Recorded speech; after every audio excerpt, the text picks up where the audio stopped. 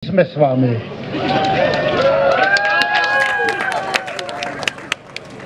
Povedal som si, že poviem 3 vety. Druhá veta. Ja som z poslednej generácie preživších holokaust. Moje deti, moje vnúčatá, ich deti a ich vnúčatá ponesú náš odkaz tak dlho, ako to bude potrebné.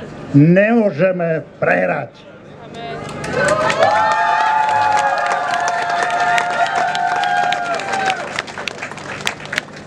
A tretia a posledná veta je, my sa musíme stretávať často.